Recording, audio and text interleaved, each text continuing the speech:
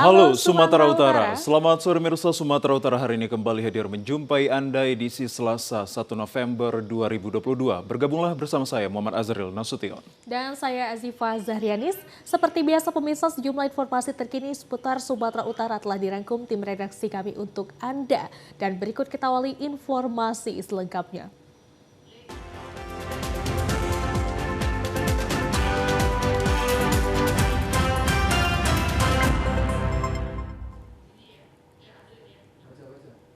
Pemirsa, di informasi yang pertama, Balai Besar Pengawas Obat dan Makanan Kota Medan melakukan pemeriksaan kepada pihak manajemen PT Universal Pharmaceutical Industries kemarin sore, sekaligus mengamankan 18 drum etilen glikol dan ribuan kotak produk obat sirup.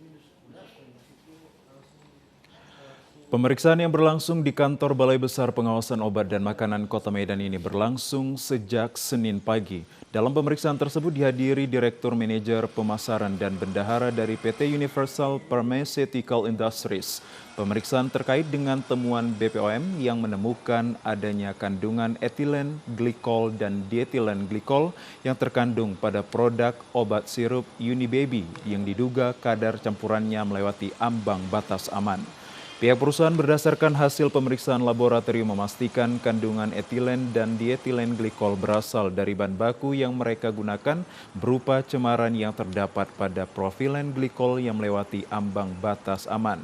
BPOM saat ini telah mengamankan ribuan kotak produk jadi dan 18 drum berisi propilen glikol yang digunakan sebagai bahan baku pembuatan obat sirup. Dalam pemeriksaan kali ini pihak perusahaan menyampaikan temuan cemaran bahan baku kepada BPOM dan berharap agar pihak penyalur bahan baku bertanggung jawab atas kandungan etilen dan dietilen glikol yang melewati batas aman. Kuasa hukum PT Universal Pharmaceutical Industries, Hermansyah Huta Galung, memastikan kliennya yang menjalani pemeriksaan masih berstatus saksi dan berharap penyebab utama gangguan ginjal akut ini segera dapat diatasi. Pemeriksaan sebagai saksi, kita mendukung penuh BPOM dalam hal ini, tapi kita perlu luruskan tentang berita kawan-kawan yang sudah ditetapkan ada tersangka itu. Faktanya hari ini kita masih pemeriksaan status sebagai saksi. Kita tolong tegaskan masih sebagai saksi. Dirut utama, masih saksi semua. Manajer pemasaran. Iya, masih saksi semua. Sama bendahara itu semua masih saksi. Sementara itu ribuan produk obat sirup kini telah ditarik dari peredaran dan diharapkan kepada masyarakat menghindari konsumsi obat cair serta berkonsultasi kepada dokter bila membutuhkan resep kesehatan. Kita ke Madinah pemirsa, puluhan mahasiswa berunjuk rasa ke kantor Bupati dan DPRD Mandailing Natal. Mereka menuntut penerbitan regulasi izin pertambangan rakyat di Kabupaten Mandailing Natal. Para pengunjuk rasa yang tergabung dalam gerakan mahasiswa peduli rakyat Mandailing Natal ke kantor Bupati secara bergantian. Para mahasiswa menyampaikan aspirasi di depan para pejabat atas kegelisahan rakyat yang menggantungkan hidupnya dari pertambangan tradisional, yang merasa khawatir dengan penegakan hukum karena mereka bekerja tanpa perizinan. Pernyataan sikap tuntutan tersebut agar pemerintah dan DPRD segera memfasilitasi regulasi bagi warga Madinah yang bekerja sebagai penambang sehingga masyarakat bisa bekerja dengan tenang. Bupati diminta untuk lebih proaktif kepada rakyat dengan terus berupaya untuk mewujudkan wilayah pertambangan rakyat yang memiliki kepastian hukum serta tercapainya aktivitas pertambangan rakyat yang berkeadilan.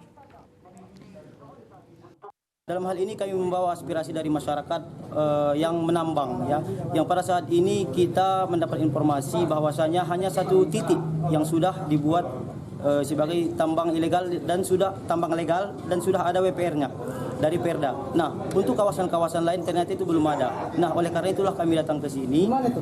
Ya, Bang? Di mana itu? Apanya, Bang? Yang 9 titik itu. Yang 9 titik. Yang 1 titik itu, Bang. Yang 1 titik itu kami dengar itu di daerah Kecamatan Batang Natal, Bang, ya.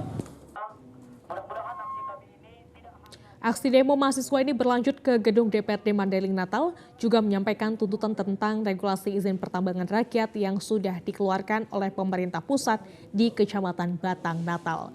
Ketua DPRD Mandailing Natal Erwin Edvendi Lubis yang menemui mahasiswa menegaskan pemerintah pusat telah mengeluarkan WPR untuk wilayah Kabupaten Mandailing Natal, namun tidak dilengkapi dengan petunjuk pelaksanaan dan petunjuk teknis. Mereka mengeluarkan IPR tapi tidak mengeluarkan regulasinya. Mereka tidak mengeluarkan jumlah dan juknisnya. Di 2 bulan kemarin saya sudah bersurat ke Kementerian SDM, apa gunanya IPR apabila tidak ada jumlah dan juknis. Sudah menyurati ke pemerintah provinsi supaya jumlah dan juknis daripada peraturan itu sesegera dikeluarkan. IPR yang dikeluarkan oleh pusat itu tidak fair. Karena itu kebanyakan hanya ada di Batang Natal. Sementara yang ada di Sihayo, yang ada di Nagajuang, yang ada di Tabargot, dan yang ada di Kota Nopan dan Morsipong itu tidak keluar. Sementara itu mirsa, di informasi lainnya, tim Basarnas dibantu relawan dan warga akhirnya menemukan jasad Marcelino, 18 tahun, mengapung di Sungai Deli Jalan yang Panah Hijau, Kelurahan Labuan Deli, Kecamatan Medan Marelan, Kota Medan, Senin sore. Setelah 2 hari dinyatakan hanyut saat mandi di Sungai Deli, tim Basarnas dibantu relawan dan warga menemukan jasad remaja asal Kecamatan Sipahutar, Kabupaten Tapanuli Utara mengambang di Sungai Deli. Sebelum dinyatakan hilang di bawah arus Sungai Deli, korban bersama 2 temannya mandi di Sungai Deli di Jalan Benteng Sungai, Kelurahan Tanjung Mulia, Kecamatan Medan Deli pada Minggu siang. Korban yang diduga tidak pandai berenang terseret arus sungai pada saat banjir. Teman korban sempat menolong korban, namun karena air yang cukup deras, korban langsung tenggelam. Setelah dilakukan pencarian, jasad korban ditemukan warga mengambang tepatnya di Jalan Yong Panah Hijau, Kelurahan Labuan Deli, Kecamatan Medan Marelan. Sekitar 8 km dari lokasi dinyatakan tenggelam. Salah seorang warga yang menemukan jasad korban mengatakan sebelumnya dirinya bersama anaknya baru pulang melaut. Saat itu sang anak melihat jasad korban mengambang terbawa arus Sungai Deli. Lukman langsung membawa jasad korban ke pinggir sungai agar tim penyelamat dapat mengevakuasi jasad korban. Terus tangkaplah ini pakai belakang nih, seret pakai sampan dulu. Terus? Coba kemarin. Bapak naikkan. Bapak sudah ngapain tadi? Pulang dari laut. Pulang dari laut ya? Nah, cucu yang dapat. Iya. Nampak. Oh. Ya, ada orang nganyut aja. Terus dibantu ya Pak ya? Belok tarik aja lah kesian orang. Iya benar.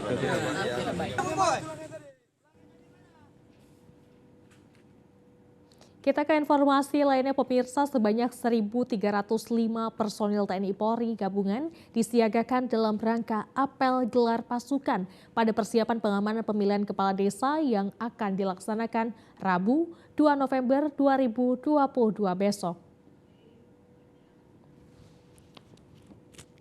Sebanyak 39 desa di 7 kecamatan Kabupaten Labuhan Batu akan melaksanakan pesta demokrasi dalam rangka pemilihan kepala desa. Memasuki H-1 dalam rangka persiapan pemilihan kepala desa, Bupati Labuhan Batu Erik Atradari Tonga sebagai irup dalam apel gelar pasukan yang bertempat di lapangan IKA Bina Kota Rantau Prapat. Nantinya sebanyak 39 desa dengan 207 tempat pemungutan suara TPS di Kabupaten Labuhan Batu akan melaksanakan pesta demokrasi pemilihan kepala desa. Kabak Ops Polres Labuhan Batu Kompol Wirhan Arif menjelaskan personil yang dikerahkan TNI Polri serta Linmas berjumlah 1.305 personil gabungan untuk mengamankan pemilihan kepala desa dan 2 personil akan ditempatkan dalam 1 tempat pemungutan suara TPS. Pola pengamanan, kami terapkan pola pengamanan sendiri dari Polri adalah 739, kemudian dengan rincian dari anggota Polres adalah 639, kemudian kita minta perbantuan dari backup dari Brimob adalah 100 personil ataupun 1 kompi. Sementara itu, Bupati Labuhan Batu Erik Atradari Tonga menghimbau masyarakat untuk mensukseskan pemilihan kepala desa agar berjalan lancar dan aman. Di lapangan IKA Bina bersama Ibu Wakil Bupati, Bapak Kapolres dan unsur Forkopimda lainnya dan TNI Polri kami dari pemerintah Kabupaten Labuan Batu mengimbau agar pelaksanaan Pilkades nanti berjalan dengan aman, lancar, dan tertib, sehingga apapun nanti hasilnya adalah hasil dari demokrasi masyarakat desa di Kabupaten Labuan Batu. Armada.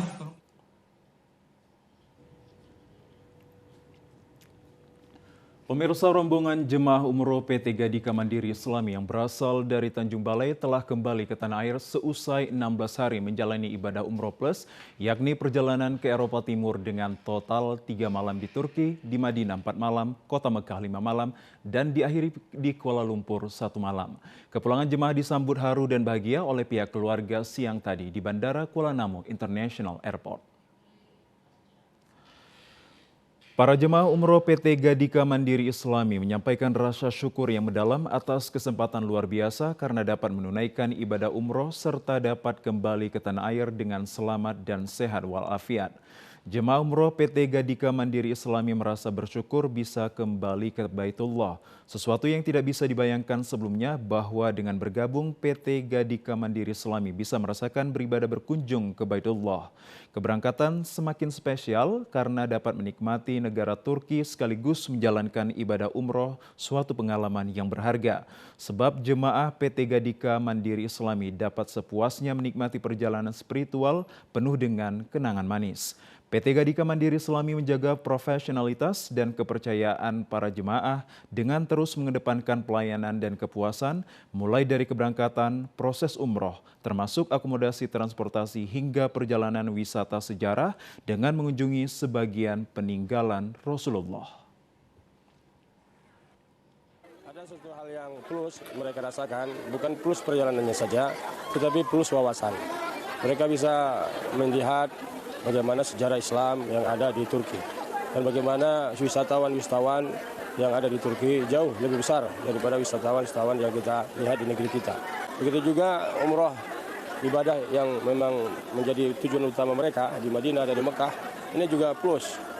Plus dalam artian tidak sama seperti yang sudah-sudah. Mereka masuk ke Raudhah dengan tertib, alhamdulillah. Dan mereka tawaf umroh juga dalam keadaan tertib, tidak berdesak-desak. Semuanya menggunakan untuk ziarah ke Raudhah adalah dengan menggunakan alat digital. Jadi semuanya alhamdulillah ini pelajaran bagi para jemaah umroh untuk menjadi jemaah umroh yang tidak gagap terhadap perkembangan teknologi. Kebanyakan jemaah yang berangkat umroh melalui PT Gadika Mandiri Islami ini adalah jemaah yang kembali mendaftar umroh lebih dari 1 kali karena PT Gadika memberikan pelayanan terbaik kepada para jemaahnya.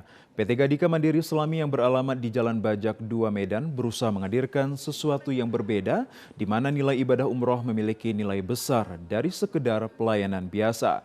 Bagi Direktur PT Gadika Mandiri Islami, Haji Nasir Karim, bukan jalan-jalan tanpa arti, namun lebih dari itu, PT Gadika Mandiri Sejahtera menghadirkan program ibadah umroh sesuai sunnah dan perjalanan yang penuh hikmah dan juga bermakna.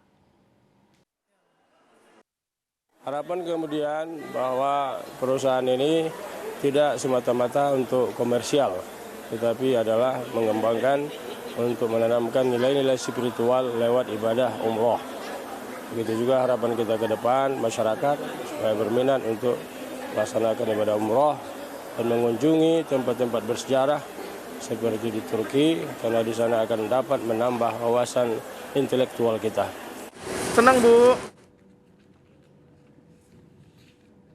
Pemirsa, saat ini banyak travel umroh yang menyediakan paket umroh plus dan juga reguler.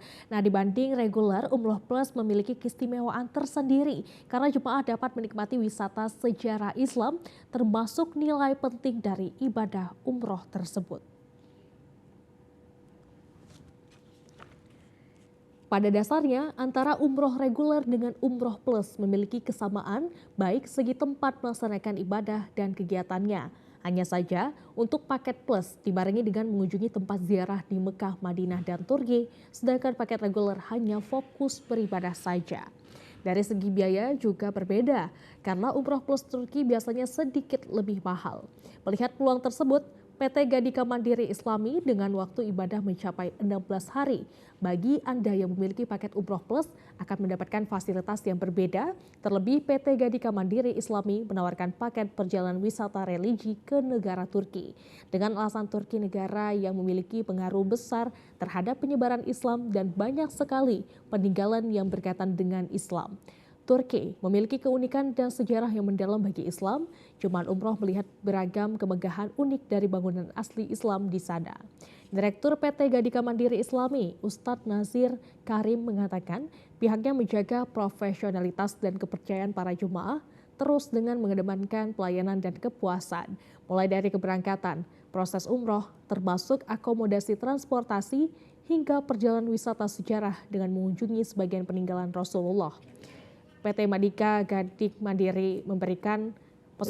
Gadika Mandiri Islami memberikan banyak pilihan dan beraneka ragam fasilitas yang menarik karena selalu mengutamakan kenyamanan para jemaahnya.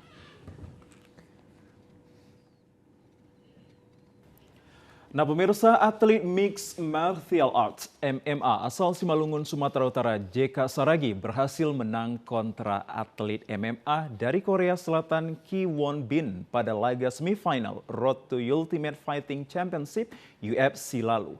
Hal itu menarik perhatian Gubernur Sumatera Utara Edi Rahmayadi akan prestasi yang telah didapatkan. Kemenangan yang diperoleh JK Saragi dalam pertarungan semifinal Road to UFC lalu menarik perhatian masyarakat Sumatera Utara dan Gubernur Sumatera Utara Edi Rahmayadi sehingga ia mengundang atlet MMA tersebut ke rumah dinas Gubernur Sumatera Utara. Dalam pertemuan tersebut, Gubsu merasa bangga atas kemenangan JK Saragi pada laga semifinal Road to UFC lalu. Gubernur Sumut Edi Rahmayadi mengatakan kemenangan yang diperoleh JK Saragi tidak terlepas dari latihan keras yang telah dilakukan. Dikatakan meski telah memenangi pertandingan, atlet MMA JK Saragi harus dapat konsisten dan terus mempersiapkan diri saat akan berlaga menghadapi pertandingan selanjutnya serta selalu rendah hati. Gubernur Sumatera Utara berharap dengan adanya atlet MMA asal Simalungun, Sumatera Utara JK Saragi dapat menjadi motivasi bagi para atlet MMA lainnya sehingga dapat melahirkan atlet yang berkualitas di masa yang akan datang. Jadi saya berharap siapapun dia, ayo kita besarkan Sumatera Utara. Besok, wah, dia yang dapat, dia yang juara. Orang dari mulai Papua, sana kawanku semua, WA aku, bukan ucap selamat kau enggak. Aku ucap selamat, hebat kau ya.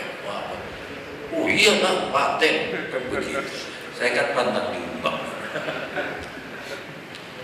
Saudara-saudaraku, banyak lagi potensi-potensi.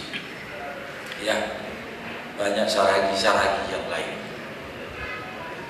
Bila perlu ada guli pun, guli itu kelereng. Dia harus menang. Jadi tetap kau berlatih. Ada satu emas yang harus nanti kau dapatkan lagi di PON 2024.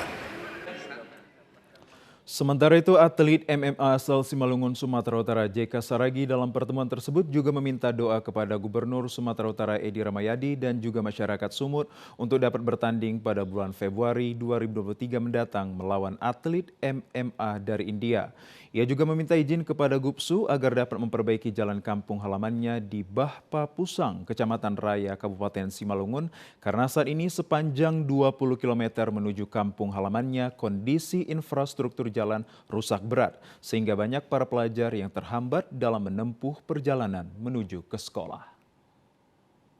Semoga juga bisa mendorong saya di pertandingan nanti di bulan 2 di Korea Selatan melawan India, dan kemungkinan besar saya berangkat bulan 12 ini pelatihan khusus di Amerika Serikat.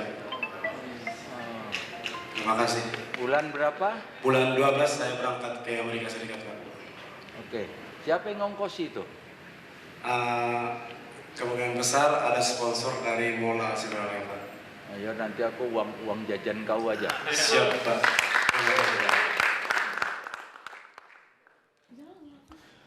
Sebagaimana diketahui, JK Saragih tampil dalam pertandingan Road to UFC yang merupakan suatu ajang dalam memberikan jalan bagi petarung-petarung terbaik Asia untuk mendapatkan kontrak di Ultimate Fighting Championship. Ya pemirsa, JK Saragih dikenal sebagai atlet One Pride MMA asal Indonesia. Baru saja tiba di tanah air usai bertanding di semifinal Road to UFC. Kehadirannya disambut meriah oleh para fans dan keluarga di berbagai tempat, salah satunya di Cafe Dante Davin, Jalan Pasar Baru, Padang Bulan malam tadi.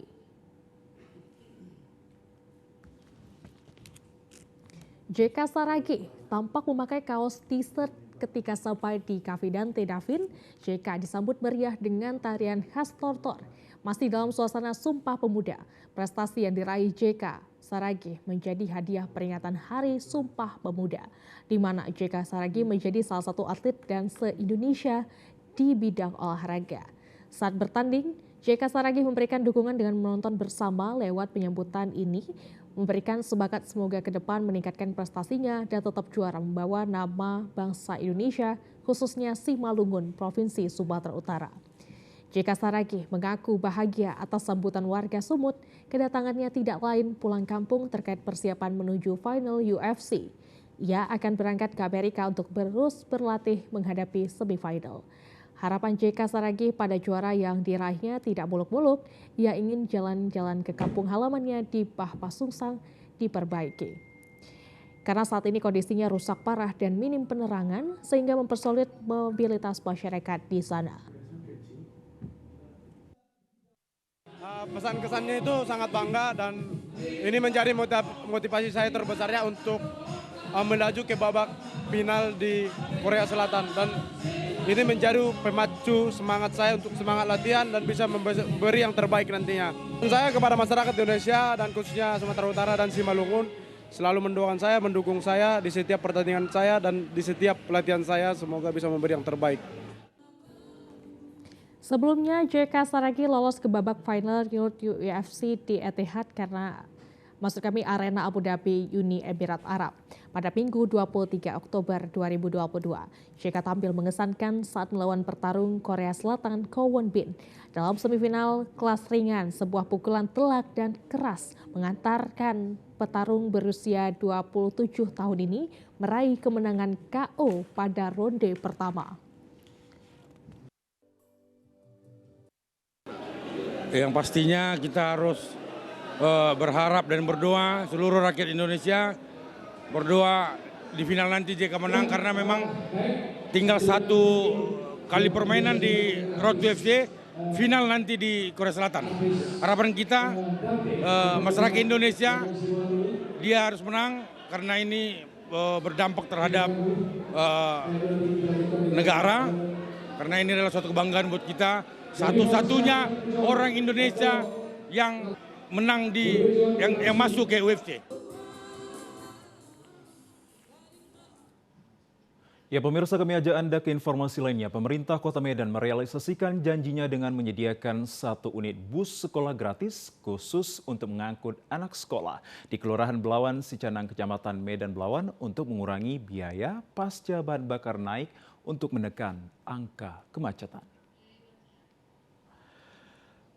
Pengoperasian 1 unit bus sekolah gratis yang membawa para pelajar menuju sekolah dari lapangan Sicanang lingkungan 12 Kelurahan Belawan Sicanang Kecamatan Medan Belawan.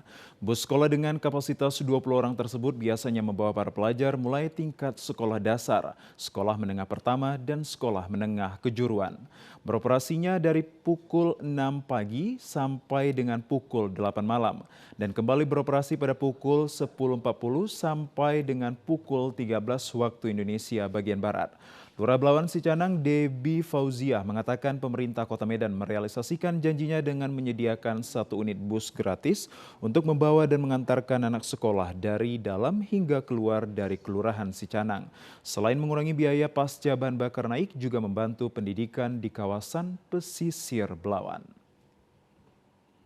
Di Kelurahan Belawan Sicanang ini kita mendapatkan 1 unit bus sekolah gratis dari Bapak Wali Kota Medan yang bertujuan untuk mengangkut anak sekolah yang bersekolah dari dan keluar daripada Kelurahan Belawan Sicanang.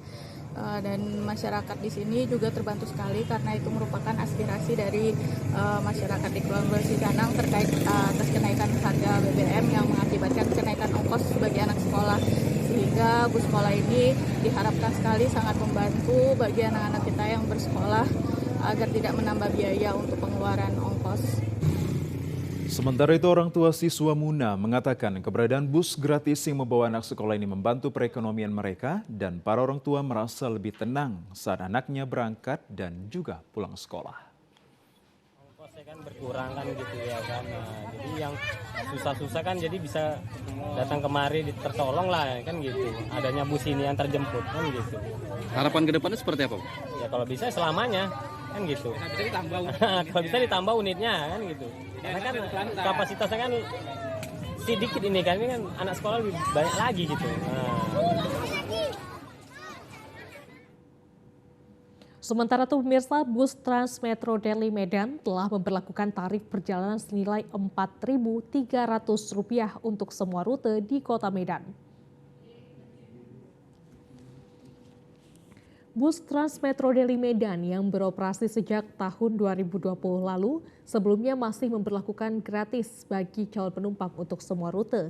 Namun, saat ini telah memberlakukan tarif perjalanan senilai Rp4.300 setiap rute dengan skema pembayaran secara non-tunai. Pembayaran secara non-tunai ini dilakukan dengan menyiapkan kartu non-tunai bagi setiap calon penumpang. Selain itu, setiap calon penumpang harus memastikan kartu terisi saldo, kemudian tap kartu tunai di perangkat tap on bus yang berada di bagian pintu depan di samping supir. Dari pantauan hari ini, pada sejumlah titik pemberhentian atau halte bus Transmetro Deli Medan, diantaranya pada kawasan Lapangan Merdeka Medan, walau tarif perjalanan sudah diberlakukan, jumlah calon penumpang masih sama dengan ketika diberlakukan tarif gratis. Hal ini juga diakui sejumlah supir bus Transmetro Deli Medan. Sementara itu, salah seorang calon penumpang bus Transmetro Deli Medan, Rizky, menyatakan dengan pemberlakuan tarif perjalanan tunai senilai Rp4.300 setiap rute masih wajar dan masih di bawah tarif angkutan umum lainnya yang ada di Kota Medan. Tarif ini diberlakukan mulai hari ini Rp4.300. Ya, kalau menurut saya nggak apa-apa lah, biar sama-sama enak, kan nyaman, ada AC-nya, dingin, nggak kepanasan. Iya. Murahnya dari sini ke Tembung cuma Rp4.300. Oh, iya. Nggak masalah lah kok bagi saya ya, entah kalau bagi masyarakat yang lain itu tidak tahu keberatan atau enggak. Bu, ini kan non tunai. Ibu udah mempersiapkan kartu-kartunya itu atau bagaimana? Udah, ada kartunya tapi tadi saya lupa bawa. Harapan Ibu sendiri bagaimana, pelayanan perlu ditingkatkan gimana? Kalau saya rasa sudah pasti pelayanannya bagus, supirnya juga ramah.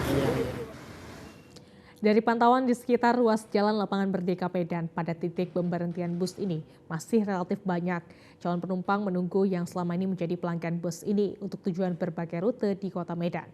Bus Transmetro Deli masih memiliki 5 koridor. Koridor 1 yaitu Terminal Pinang Baris Lapangan Merdeka dan koridor 2 Terminal Amplas Lapangan Merdeka serta koridor 3 Belawan Lapangan Merdeka.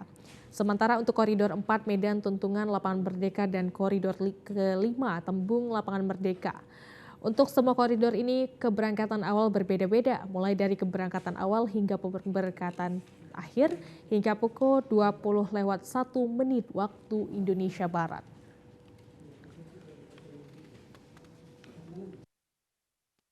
Pemirsa, guna mewujudkan insan pers yang profesional dan memiliki kompetensi, Persatuan Wartawan Indonesia PWI bekerja sama dengan Serikat Perusahaan Pers SPS Sumatera Utara menyelenggarakan uji kompetensi wartawan berlangsung 2 hari di Medan. Sebanyak 60 peserta wartawan berasal dari media cetak maupun online di Sumatera Utara dan Nangro Aceh Darussalam mengikuti uji kompetensi wartawan. Pelaksanaan UKW Angkatan 44 dan 45 tahun 2022 dibagi dalam 10 kelas, diantaranya 3 kelas wartawan media dan 7 kelas wartawan muda dengan tim penguji dari Dewan Pers yang berpengalaman dalam bidangnya. Sebelum pelaksanaan UKW dilakukan, pembekalan workshop para UKW bagi peserta yang juga merupakan anggota anggota Persatuan Wartawan Indonesia yang diharapkan saat ujian dapat lolos dan meraih kompetensi.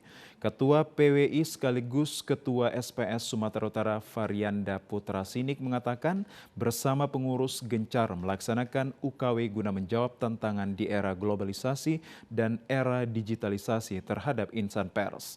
Untuk menjadi wartawan yang profesional dituntut memiliki kompetensi melalui mekanisme uji kompetensi sehingga dalam memberikan informasi publik dapat bekerja dengan baik dan menepis hoaks. Variandi Putra Sinik berharap kepada instansi pemerintah, TNI Polri, BUMN maupun perusahaan swasta lainnya untuk tetap mendukung wartawan berkompetensi sebagai persyaratan dalam peliputan. Kami juga mengajak dan mengimbau kepada instansi pemerintah, baik provinsi maupun kabupaten kota, untuk ikut membantu kami dalam menggelar uji kompetensi wartawan. Karena keuntungan itu bukan dari dapat oleh wartawan atau PWI aja, tapi juga keuntungan itu bisa dapat dari pemerintah. Kenapa? Kalau wartawan sudah kompeten, profesional, otomatis pemberitanya juga berimbang dan lebih baik kan gitu. Jadi tidak hoax dia, tidak tendensius. Jadi dia itulah yang sebenarnya yang harus kita sama-sama membantu pemerintah dalam menghadapi wartawan-wartawan yang tidak kompeten. Itulah dia dalam kita sama-sama membuat uji kompetensi ini. Ada 10 uji materi diberikan kepada para peserta didik dengan pengetahuan tentang Undang-Undang Pers 40 tahun 99, Kode Etik Jurnalistik dan Pemberitaan Ramah Anak. Sejauh mana para peserta uji ini memahami penggunaan atau implementasi dari hukum pers tersebut dalam menghasilkan produk jurnalistik. Nah, pengetahuan mereka tentang itu akan diuji nanti di salah satu mata uji, yaitu tentang hukum pers.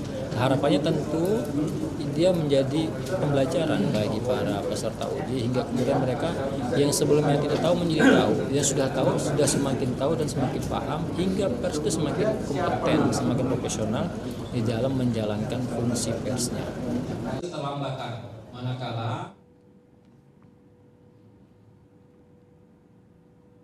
dalam menyampaikan informasi kepada masyarakat, peranan media di Indonesia tahun 2022 meraih peringkat kedua dunia untuk tingkat kepercayaan publik hingga mencapai 73%.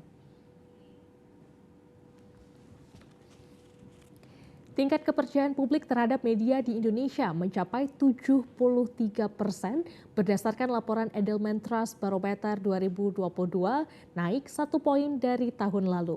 Kepercayaan masyarakat Indonesia terhadap media di Indonesia merupakan tertinggi kedua pada tahun 2022 setelah Tiongkok sebesar 80%. Sementara India dan Thailand berada di bawah Indonesia tingkat kepercayaan publik terhadap media massa dengan rata-rata sebesar 66%. Ketua Dewan Kehormatan Provinsi Persatuan Wartawan Indonesia Sumatera Utara, Muhammad Syahrir, mengapresiasi tingkat kepercayaan publik terhadap media di Indonesia mencapai peringkat kedua dunia yang diharapkan memberikan motivasi kepada wartawan untuk meningkatkan profesinya dalam menyampaikan berita yang lebih berkualitas. Guna mendukung kepercayaan publik lebih baik ke depannya, dibutuhkan uji kompetensi yang diselenggarakan Dewan Pers setiap wartawan yang bertugas.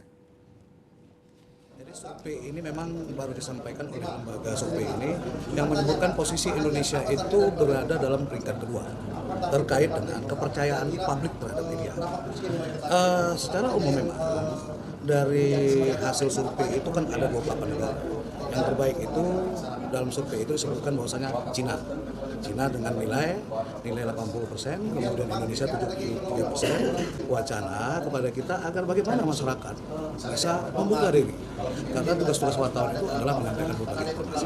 Yang mudah-mudahan survei itu bisa kita buktikan dengan korelasinya dengan uji kompetensi wartawan yang dilakukan oleh SPS bekerjasama dengan BBC. Ini tujuannya adalah meningkatkan kemampuan jurnalistik. Tercapainya wartawan memiliki kompetensi dari Dewan Pers diharapkan memberikan edukasi kepada masyarakat dalam menerima informasi yang lebih berkualitas dan menolak informasi hoax. Sementara itu pemirsa, di Kabupaten Langkat, DPRD Kabupaten Langkat melaksanakan rapat paripurna dalam rangka penetapan program pembentukan peraturan daerah Kabupaten Langkat tahun 2023. Pada agenda paripurna ini sebanyak 7 usulan disampaikan pemerintah Kabupaten Langkat yang nantinya akan ditetapkan sebagai peraturan daerah. Rapat penetapan program pembentukan peraturan daerah Kabupaten Langkat tahun 2023 ini dipimpin langsung oleh Ketua DPRD Kabupaten Langkat Sri Bana Perangin Angin yang didampingi Wakil Ketua DPRD Langkat diantaranya Ralin Sinulinga. Antoni Ginting dan dihadiri PLT Bupati Langkat yang diwakili Rudi Kinandung selaku staf ahli Pemkab Langkat di bidang pemerintahan hukum dan politik. Pada sidang paripurna tersebut, sejumlah usulan disampaikan pemerintah Kabupaten Langkat kepada DPRD Kabupaten Langkat. Usulan tersebut diantaranya retribusi pendapatan daerah, pemberi bantuan hukum kepada masyarakat, pengelolaan tata ruang, tenaga kerja, angkutan jalan terhadap dampak lalu lintas, serta pengelolaan limbah yang ramah lingkungan yang telah diatur dalam Undang-Undang Cipta Kerja. Sementara itu, Ketua Bapemperda Dedek Pradesa mewakili anggota DPRD Kabupaten Langkat di hadapan para anggota DPRD dan para unsur Muspida menyampaikan 3 usulan untuk ditetapkan menjadi program pembentukan peraturan daerah tahun 2023. Di antaranya Ranperda tentang pengelolaan kelapa sawit dan pengelolaan air limbah. Rapat paripurna DPRD Langkat ini dihadiri organisasi pimpinan daerah Langkat serta camat sekabupaten Langkat. Pemerintah Provinsi Sumatera Utara mengagendakan sejumlah acara memperingati Hari Pahlawan ke-77 tahun 2022. Sejumlah kegiatan diadakan dalam menyambut Hari Pahlawan ke-77 berupa apel kehormatan dan renungan suci yang dilakukan di 17 makam pahlawan di Provinsi Sumatera Utara, termasuk di Taman Makam Pahlawan Bukit Barisan, Jalan Sisingamangaraja Medan, yang dirangkai dengan membersihkan makam serta areal sekitar makam pahlawan yang diperkirakan sebanyak 520 orang dalam peringatan Hari Pahlawan 10 November Provinsi Sumatera Utara tahun 2022. Dalam upacara nanti akan hadir berbagai lembaga pemerintah mulai dari DPRD, DPD, BUMN, BUMD, Kanwil, Kementerian Konsulat Negara-Negara Perwakilan, mahasiswa, serta pimpinan media. Dalam kesempatan tersebut, Museum Perkebunan Indonesia I turut menyemarakan dengan pelaksanaan Gebiar Pahlawan Nasional yang diadakan tanggal 12 sampai dengan 13 November 2022 di Museum Perkebunan Indonesia I, Jalan Brigjen Katamso nomor 53 Medan. Pihak museum menyelenggarakan berbagai rangkaian acara yakni pameran tembakau Deli, parade ontel, pekan kebaya, lomba mewarnai, workshop, dan juga acara lainnya.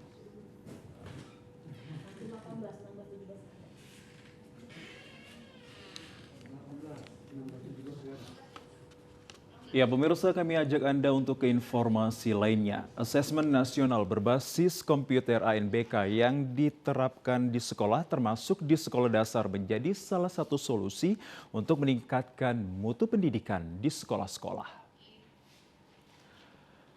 Program Kementerian Pendidikan dan Kebudayaan Ristek RI yang menerapkan ANBK termasuk pada tingkat sekolah dasar tahun ini adalah tahun kedua menyusul tahun lalu sebagai pelaksanaan tahun pertama. Sejumlah satuan pendidikan tingkat sekolah dasar di Kota Medan menyatakan ANBK sangat berkontribusi besar dalam meningkatkan mutu pendidikan sekolah. Kepala SD Negeri 066056 Kecamatan Medan Denai, Elizawati Nasution menyatakan ANBK bukan penilaian terhadap siswa, akan tetapi pada mutu sekolah. Pada pelaksanaan ANBK hari pertama gelombang kedua di sekolah ini kemarin, Elizawati Nasution menyatakan bahwa ANBK mampu menemukan permasalahan pembelajaran di sekolah karena menyangkut berbagai kegiatan literasi dan juga numerasi. Dikatakan melalui literasi terdapat di dalamnya berbagai bentuk soal, diantaranya wacana termasuk bentuk isian menyangkut survei karakter. Sementara numerasi di dalamnya adalah ujian berhitung dan isian survei lingkungan sekolah. Melalui ANBK ini secara alami akan ditemukan permasalahan pembelajaran baik untuk guru, siswa, survei lingkungan sekolah, dan survei karakter termasuk manajerial sekolah. Penilaian terhadap persiswa, tetapi asesmennya ini lebih bersifat pada penilaian pada mutu sekolah, ya. Jadi untuk apa dinilai mutu sekolah ini? Tentunya diharapkan dengan adanya MBK ditemukan permasalahan menyangkut kegiatan pembelajaran di sekolah, menyangkut literasi dan numerasi siswa, menyangkut karakter dan lingkungan belajar siswa, sehingga pemerintah bisa memberi solusi untuk mengatasi permasalahan tersebut bagi pemerintah, bagi perkembangan pendidikan di sekolah selanjutnya. Karena kita tahu dari pelaksanaan ANBK ini nanti akan kita menerima yang namanya rapot mutu, ya. Jadi rapot mutu ini itu seperti rangkuman mengenai mutu atau kualitas sekolah pada waktu itu. Di sekolah yang berada di Jalan Manyar, Perumnas, Mandala, Kecamatan Medan Denai ini, raport mutu ANBK tahun lalu telah diterima oleh sekolah ini dari Kemendikbudristek RI dengan berbentuk deskripsi. Bagi sekolah ini, ANBK yang diperuntukkan untuk siswa kelas 5 menjadikan siswa terbiasa menggunakan sarana informasi dan teknologi, baik untuk literasi maupun numerasi secara digital yang sudah diterapkan sejak siswa duduk di kelas 4. Sekolah ini adalah sekolah penggerak angkatan pertama di Kota Medan yang telah memperoleh bimbingan teknis dari Kementerian Pendidikan dan Budaya Ristek RI dan mendapat diklat serta mengikuti IHT maupun lokakarya termasuk pelaksanaan tugas-tugas lainnya. Dalam kurun waktu 1 tahun, sekolah ini mendapat penilaian dari Kemendikbudristek RI dan memperoleh level mandiri untuk Kota Medan pada angkatan pertama, di mana diantaranya 2 SD negeri dan 3 SD swasta. Perhelatan boat race F1 H20 sudah semakin dekat pada Februari 2023 mendatang yang akan digelar di Balige, Kabupaten Toba. Berbagai persiapan telah dilakukan mulai dari pembenahan infrastruktur kepariwisataan, produk-produk UMKM seni dan budaya. Hal ini dilakukan untuk menyambut para peserta dan wisatawan yang akan datang.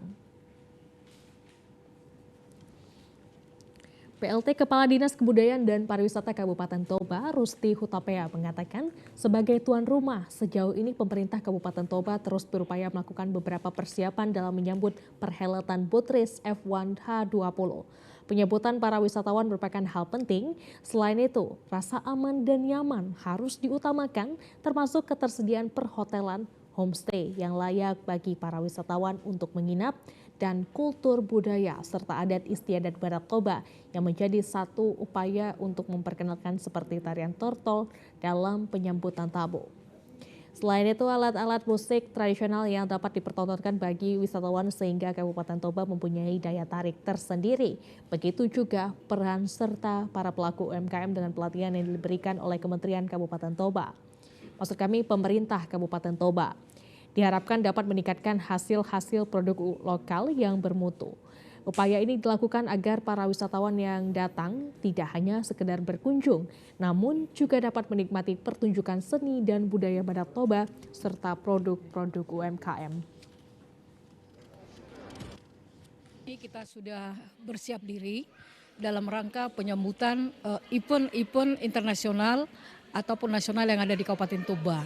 Misalkan kita sudah mempersiapkan di destinasi dan industri hotel, homestay, rumah makan, kafe, dan bistro. Itu sudah kita siapkan. Kemudian para SDM, pelaku-pelaku usaha wisata juga kita sudah mempersiapkan bagaimana menyambut tamu kita yang akan datang.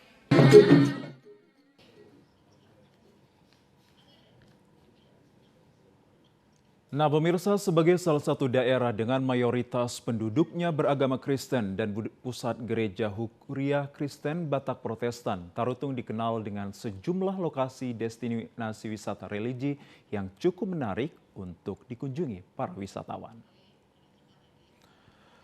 Seperti halnya lokasi destinasi wisata religi yang cukup menarik, yakni Rumah Doa HKBP yang berlokasi di Seminarium Sipoholon berada di lereng perbukitan Hutan Simanung Kalit. Rumah doa HKBP yang baru-baru ini diresmikan menggambarkan penginjilan yang dilakukan misionaris di daerah Tapanuli yang banyak lembah dan juga bukitan. Selain itu, rumah doa yang berjumlah 12 ini memiliki nama masing-masing. Ke-12 nama rumah doa tersebut diambil dari nama-nama pimpinan atau misionaris dan pelayanan HKBP terdahulu.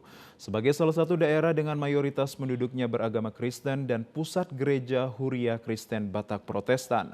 Dengan adanya rumah doa ini menjadi harapan dapat meningkatkan iman serta menjadi objek wisata baru dalam wisata rohani.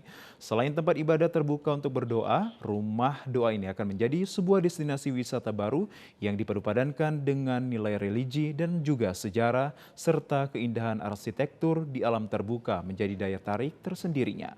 Diharapkan dengan destinasi wisata religi ini dapat meningkatkan para wisatawan ke Tapanuli Utara.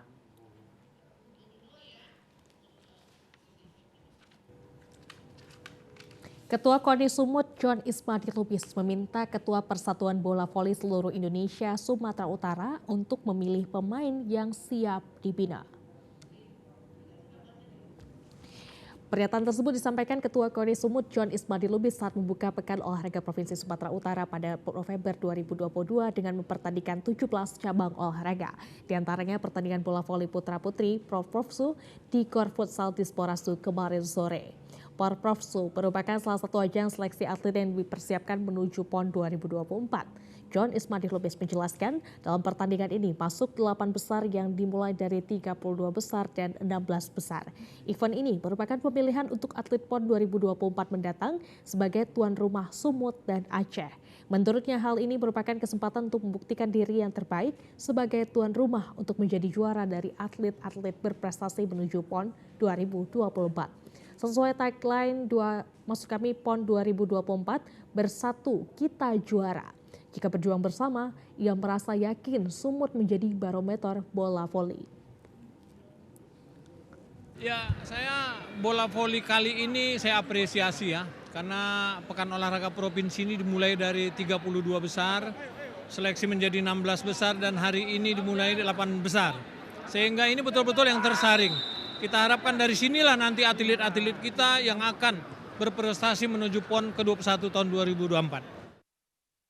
Ketua PBVSI Sumut Wiko Lovinus Regar optimis untuk menghadapi PON 2024 dengan kualitas atlet yang ada. Dengan persiapan Platda selama 1,5 tahun, Platda jangka panjang yang akan disiapkan KONI akan dapat bersaing dengan atlet Jawa, memberikan yang terbaik untuk PON yang akan datang dengan target juara. Sementara pada cabang bola voli Porprofsu 2022D, ikuti 13 kabupaten kota di antaranya Labuhan Batu, Asahan, Srege, Langkat, Tanjung Balai, dan juga Medan.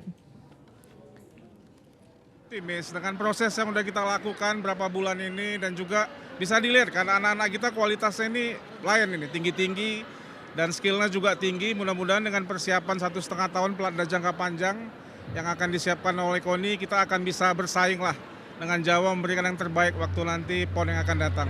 Ya kita pasti pengen juara targetnya. Kalau untuk putra, pantai juga kita juara. Sementara itu Ketua Pelaksana Porprofsu Indra Kasih mengatakan kejuaraan antar daerah ini untuk menjaring atlet muda berbakat dan berpotensi sebagai ajang bergensi yang akan diseleksi dalam persiapan Pekan Olahraga Nasional PON 2024. Pelaksanaan Porprofsu ini juga bertujuan agar para atlet muda berbakat dapat dibina sejak dini dan terpantau untuk memperkuat Sumatera Utara ke depan.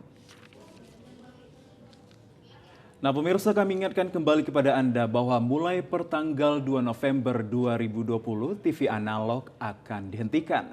Namun Anda tetap bisa menyaksikan seluruh siaran-siaran TVRI melalui kanal digital. Dan akhirnya pemirsa, informasi tadi sekaligus menutup perjumpaan kita dalam program Sumatera Utara hari ini. Kami ucapkan terima kasih atas kebersamaan dan juga perhatian Anda. Saya Muhammad Azril Nasution. Dan saya Ziva Zahrani, selamat sore dan sampai jumpa.